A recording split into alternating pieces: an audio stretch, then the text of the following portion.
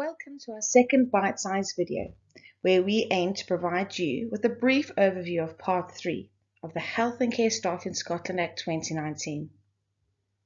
This video will be focusing on arranging staffing and the responsibility of providers, which is applicable to all childminders. The term staff refers to whether you have an assistant or a sole childminder and you're considered your own staff. This is the first legislation in the UK to set out requirements for both health and care services with regards to staffing.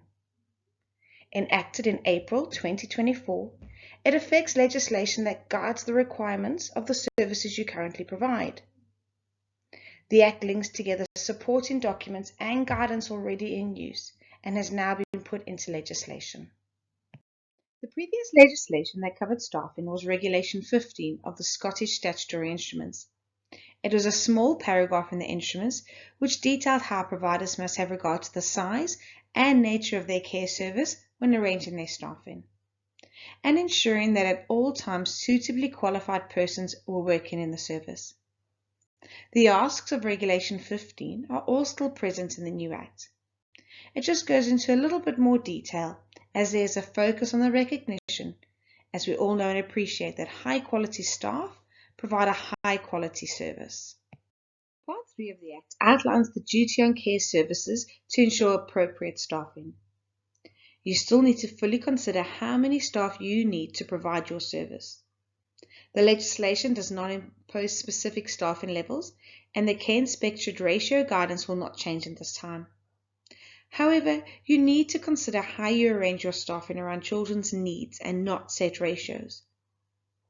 As the given ratios are guidance, Part 3 of the Act details how you should determine what constitutes appropriate staffing levels by considering the nature of your service, the kind of service you provide, the size of your care service, your aims and objectives, the number of children experiencing care, and the needs of these children.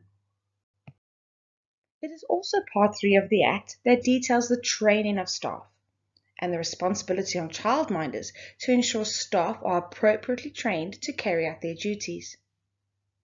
To fulfill previous legislation, we have asked during inspection about training logs and induction plans and checking the regularity of scheduled supervisions or appraisal systems, if they have an assistant.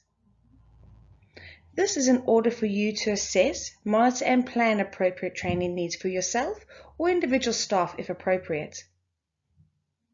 This means the ask of the Act about staffing receiving appropriate training for the work they are to perform and being assisted to ensure professional learning is current is not a new ask.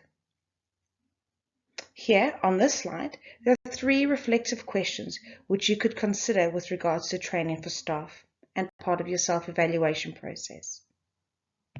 This slide demonstrates the similarities between Regulation 15 and the Health and Care Staff in Scotland Act 2019, with wording from Regulation 15 on the left-hand side of the table and wording from the Act on the right-hand side. The only addition can be seen at the bottom of the slide, the well-being of staff. Part 3 relates to how staff well-being will affect the main purposes of the Act by providing a safe and high-quality service and ensuring the best outcomes for children. A few examples may be: do staff feel safe to raise issues without fear of retribution? And is there a culture of service improvements and not blaming individuals? Considering staff views about the number of staff needed for the children they are currently caring for, and their ability and your ability to cope with those children's individual needs.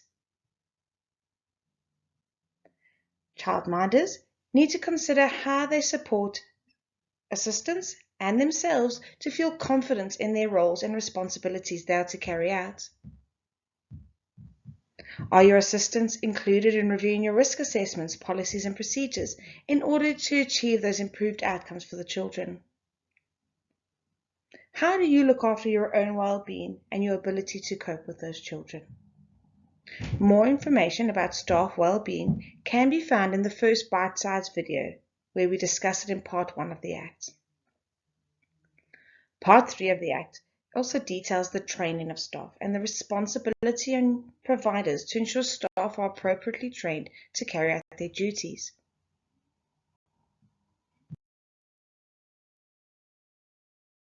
Please explore the Safe Staffing Hub page for additional resources and support. On the Hub page, there is another bite-sized video where we go through Part 1 of the Act, and you can find a variety of related guidance documents and the statutory guidance for the Act.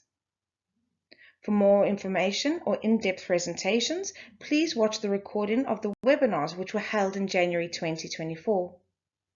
You can follow along with the accompanying presentation slides on the Hub.